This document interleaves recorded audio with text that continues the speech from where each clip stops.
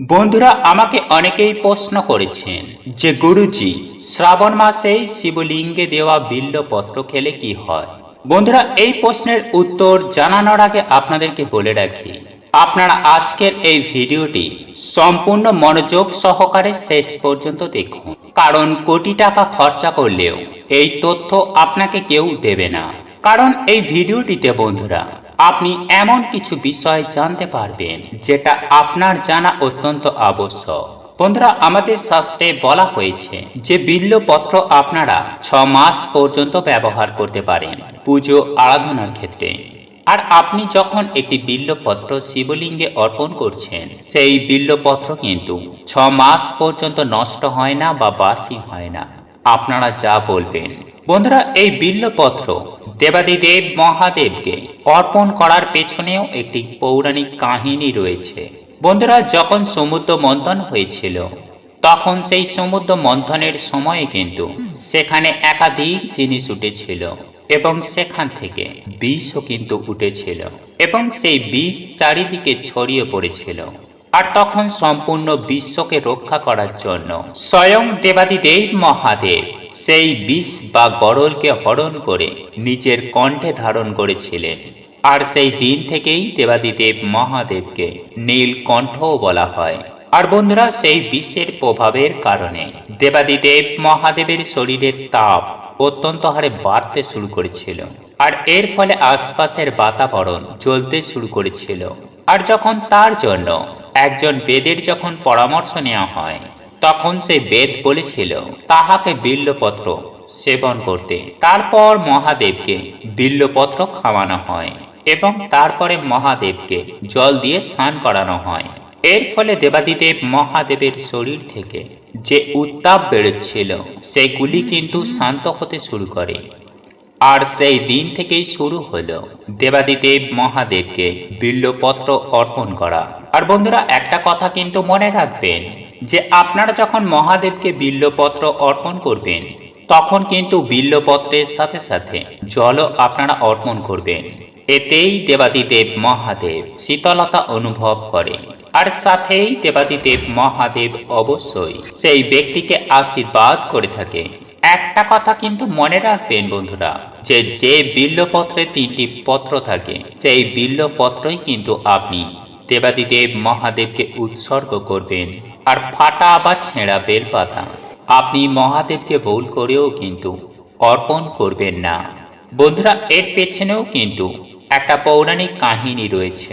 যখন ভগবান শিব শ্রী ভগবান গণেশজির যখন মস্তক যখন ছেদন করেছিল, সেই দিন থেকে মহাদেব সংকল্প করেছিলেন যে আজ থেকে কোনো দিন আমাকে খণ্ডিত কোনো বস্তু যেন অর্পণ না করা হয়। আর সেই দিন থেকেই বন্ধুরা দেবাদিদেব মহাদেবকে খণ্ডিত কোনো বস্তু ভুলেও অর্পণ করা হয় না। আর তাছাড়াও বন্ধুরা আপনার বাড়িতে যদি কোনো শিবলিঙ্গ থেকে থাকে, আর সেই শিবলিঙ্গে যদি আপনি রোজ বিল্বপত্র অর্পণ করেন, তাহলে আপনার জীবনে থাকা সমস্ত প্রকারের সমস্যা কিন্তু এর ফলে দেখবেন দূর হয়ে যাবে। বন্ধুরা একটা কথা কিন্তু মনে রাখবেন যে যারা মহাদেবের ভক্ত হন, তাদের কিন্তু কখনো অর্থের অভাব হয় না। আর আপনি যদি বিল্বপত্র আপনার আলমারিতে বা আপনারা যেখানে টাকা পয়সা রাখেন সেখানে যদি একটি বিল্বপত্র রাখতে পারেন, তাহলে দেখবেন আপনার ব্যাংক ব্যালেন্স অবশ্যই কিন্তু বাড়বে। তাই বন্ধুরা আজকের এই ভিডিওটি আপনারা সম্পূর্ণ শেষ পর্যন্ত দেখবেন, কারণ আজকে আমি আবার এই ভিডিওটির মাধ্যমে বিল্বপত্র সম্পর্কিত এমন বেশ কিছু জিনিস আপনাদেরকে জানিয়ে দেব যা আপনি হয়তো আগে কখনো জানেনই না। আর আজকে আমি যেসব তথ্যগুলো আপনাদেরকে দিতে চলেছি, সেগুলি কিন্তু আপনারা কোটি টাকা খরচা করেও সেই তথ্য আপনি কোথাও পাবেন না। তবে বন্ধুরা একটি কথা কিন্তু মনে রাখবেন যে অল্প জ্ঞান কিন্তু খুবই ভয়ানক হয়। তাই ভিডিওটি কিন্তু সম্পূর্ণ শেষ পর্যন্ত দেখবেন। আর আপনি যদি দেবাদিদেব মহাদেবের আশীর্বাদ ও কৃপা লাভ করতে চান, তাহলে অবশ্যই কমেন্ট বক্সে ওম নমঃ শিবায় হর হর মহাদেব অবশ্যই লিখবেন। আর সাথে বন্ধুরা আপনারা যদি এখনো পর্যন্ত চ্যানেলটিকে সাবস্ক্রাইব না করে থাকেন, তাহলে এই চ্যানেলটিকে সাবস্ক্রাইব করে পাশে থাকা নোটিফিকেশন বেল আইকনটি অবশ্যই অন করে নেবেন। যাই হোক বন্ধুরা, চলুন এইবার আমরা মূল আলোচনায় প্রবেশ করি। বন্ধুরা, আজকে আমি আপনাদেরকে যে বিল্বপত্র খাবার বিষয়ে জানাবো, এগুলি আপনারা অন্য কোনো ভিডিওর মাধ্যমে পাবেন না। বন্ধুরা, এই বিল্বপত্র কিন্তু যে কোনো সময়ে তোলা উচিত নয়। এমন বেশ কিছু সময় রয়েছে বা বেশ কিছু এমন তিথি রয়েছে সেই সময়ে তোলা উচিত, বা এমনও কিছু সময় রয়েছে যে সময়ে বিল্বপত্র ভুল করেও তোলা উচিত নয়। বন্ধুরা, এই বিল্বপত্র সব সময় চতুর্থী, অষ্টমী, নবমী, দশমী, অমাবস্যা, সংক্রান্তি এইসব তিথিতেই বা এইসব দিনগুলিতে বিল্বপত্র আপনারা ভুল করেও তুলবেন না। বন্ধুরা, শাস্ত্রে এটাও স্পষ্ট করে জানানো হয়েছে যে সোমবার দিনকে বিল্বপত্র ভুল করেও কিন্তু তুলবেন না। তাই বন্ধুরা, একটি কথা কিন্তু মাথায় রাখবেন যে আপনি হয়তো সোমবারের ব্রত করছেন, আর এই ব্রত সম্পূর্ণ করার জন্য যে বিল্বপত্র লাগবে সেই বিল্বপত্র কিন্তু আপনারা সোমবার দিনকে তুলবেন না, আগের দিনকেই তুলে রাখবেন। অর্থাৎ সোমবারে লাগলে রবিবারে তুলে রাখবেন।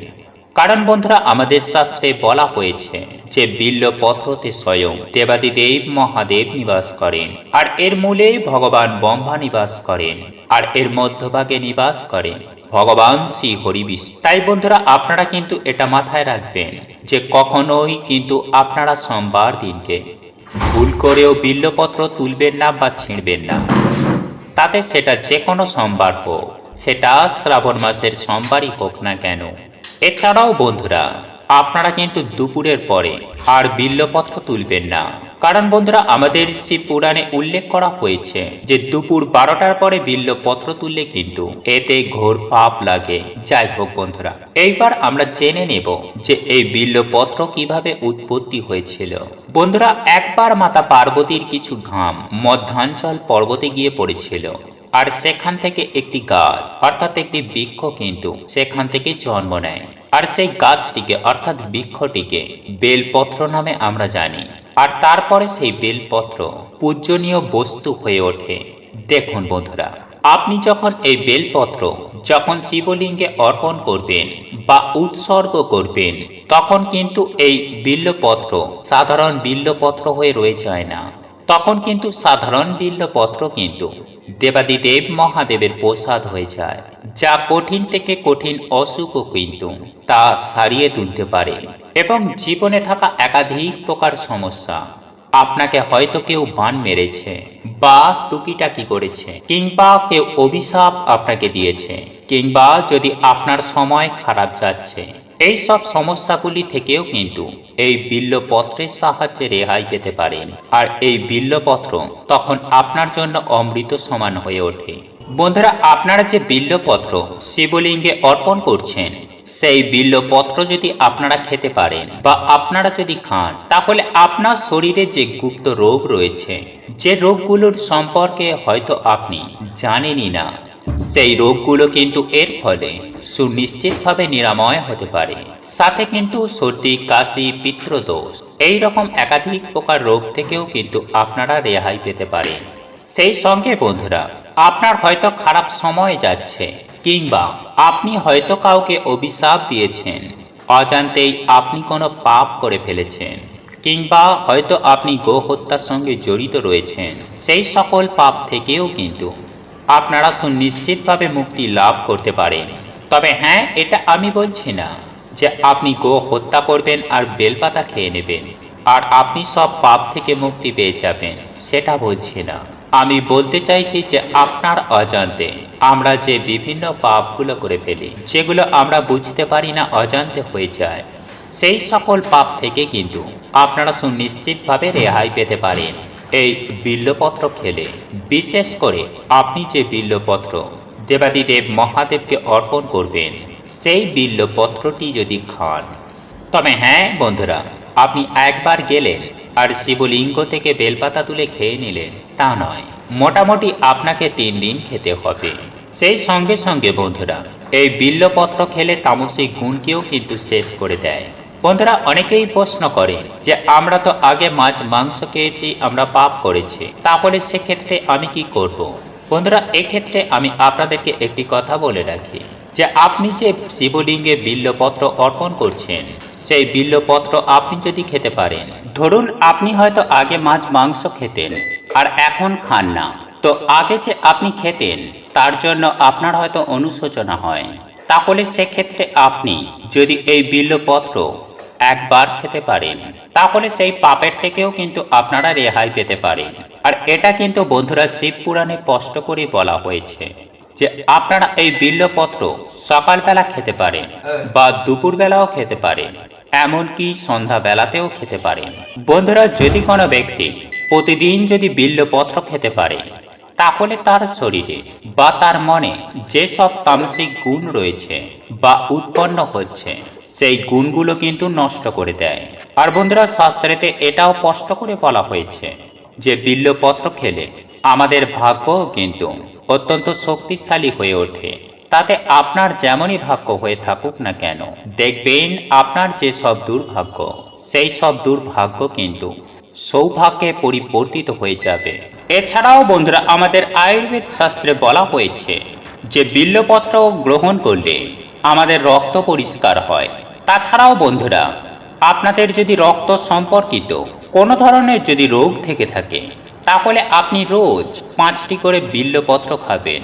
তবে হ্যাঁ বন্ধুরা, প্রথম আপনারা হয়তো একসঙ্গে 5টি বিল্লপত্র খেতে পারবেন না, তাই প্রথম আপনারা অল্প করে খাবেন, একটা খাবেন বা অর্ধেক খাবেন। আস্তে আস্তে আপনারা পরিমাণটা কিন্তু বাড়াবেন। আর তাছাড়াও বন্ধুরা, আপনারা যে শিবলিঙ্গে বিল্লপত্র অর্পণ করছেন, সেই বিল্লপত্র যদি আপনারা খেতে পারেন, তাহলে আমাদের মনের যে বিভিন্ন ধরনের ইচ্ছা থাকে যে এইটা করব ওইটা করব, সেই সমস্ত ইচ্ছাগুলো কিন্তু দেখবেন পূরণ হতে শুরু করবে। এবং বন্ধুরা, আপনার মন কিন্তু ভক্তিভাবে ডুবে যাবে, আপনার মন শান্ত হবে। আর আপনি যদি চান আপনার মন ভক্তিতে ভরে থাকুক, এবং আমাদের মধ্যে তো অনেকেই রয়েছে যাদের মন খুব চঞ্চল, তারা যদি চায় যে আমাদের মন শান্ত হোক, তাহলে আপনি শিবলিঙ্গতে যে বিল্লপত্র অর্পণ করা হয়, সেই বিল্লপত্র কিন্তু আপনারা খাবেন। এতে কিন্তু দেখবেন আপনার মন শান্ত হবে এবং ঠাকুরের প্রতি অগাধ বিশ্বাস কিন্তু বাড়বে। এছাড়াও বন্ধুরা, দেখবেন কিছু কিছু চুগলিবাজ আছে, এদিকের কথা ওদিকে করে আর ওদিকের কথা এদিকে করে, বা নিন্দাকারী রয়েছে। তাদের এই যে খারাপ দোষ, এই বিল্লপত্র খেলে সেই সব দোষ থেকেও তারা বেরিয়ে আসতে পারে। তাছাড়া বন্ধুরা, এই বিল্লপত্র খেলে আমাদের যে সাংসারিক ভোগ, মানে শারীরিক যে চাহিদা, সেটাও কিন্তু অনেকাংশেই কমে যায়। যারা সাংসারিক মানুষ, যারা কাম বাসনা থেকে মুক্ত হতে চান, তারাও কিন্তু এই বিল্লপত্র খেতে পারে। আর দেখবেন বন্ধুরা, বিল্লপত্র খাওয়ার ফলে আপনাদের মনে যে সব মনোবাসনা রয়েছে, সেই সব মনোবাসনা কিন্তু ধীরে ধীরে সম্পূর্ণ হতে শুরু করবে। বন্ধুরা, যে সমস্ত কথা অনেকেই বলে না, আমি কিন্তু আপনাদের সামনে ফাইনালি জানিয়ে দিলাম। আর বন্ধুরা, শাস্ত্রে তো এমনটাও বলা হয়েছে যে আপনারা যদি কন্টিনিউ 6 মাস এই বিল্লপত্র গ্রহণ করতে পারেন, তাহলে কিন্তু আপনি নিজেই আপনার ভূত ভবিষ্যৎ দেখতে পারবেন। এবং শুধু আপনার নয়, আপনি অপরেরও কিন্তু ভূত ভবিষ্যৎ দেখতে পারবেন। কিন্তু হ্যাঁ বন্ধুরা, আপনি যে গাছ থেকে তুলে বিল্লপত্র খেয়ে নেবেন তা কিন্তু নয়। একমাত্র যে বিল্লপত্র শিবলিঙ্গে অর্পণ করা হয়, সেই বিল্লপত্র কিন্তু আপনাকে খেতে হবে, তবেই এটা হবে। বন্ধুরা, তাছাড়াও যারা ব্রহ্মচর্য পালন করতে চান, তাদের জন্য তো এই বিল্লপত্র অত্যন্ত ভালো জিনিস। আর বন্ধুরা, আপনি যদি এই বিল্লপত্র এমনি খেতে পারেন, তাহলে বড় বড় সাধনা দেখবেন আপনার কাছে খুব সহজ হয়ে উঠবে, মন্ত্র তাড়াতাড়ি সিদ্ধ হয়ে যায়। বন্ধুরা, এছাড়াও আপনার সন্তান যদি আপনার কথা না শুনে থাকে, পড়াশোনা করে না, পড়াশোনায় একদম মনোযোগ নেই, মাতা পিতার সাথে মুখে মুখে তর্ক করে, মন খুবই চঞ্চল, বন্ধুরা, তাদের ক্ষেত্রে কি করবেন? শিবলিঙ্গে যে বিল্লপত্র অর্পণ করা হয়, সেই বিল্লপত্র আপনারা কন্টিনিউ 4 মাস ধরে তার মাথাতে ঠেকাবেন। আর বন্ধুরা, এই উপায় বা ক্রিয়াটি আপনারা যে কোনো সময় করতে পারেন। এই উপায়টি করার জন্য টাইমের কোনো ব্যাপার নেই। দেখবেন এর ফলে আপনার সন্তান অনেকটা শান্ত হয়ে উঠবে, আপনাদের কথা শুনবে, এবং পড়াশোনায় যে মনোযোগ ছিল না, সেইখানেতে পড়াশোনায় মনোযোগ আসবে। এমন অনেক বাচ্চারা রয়েছে যারা সারাদিন মোবাইলে গেম খেলছে, মোবাইল নিয়ে ব্যস্ত আছে, এই সমস্ত যে খারাপ দোষ বা খারাপ যে গুণ, সেখান থেকেও দেখবেন অনেকাংশেই ভালো পথে ফিরতে শুরু করবে।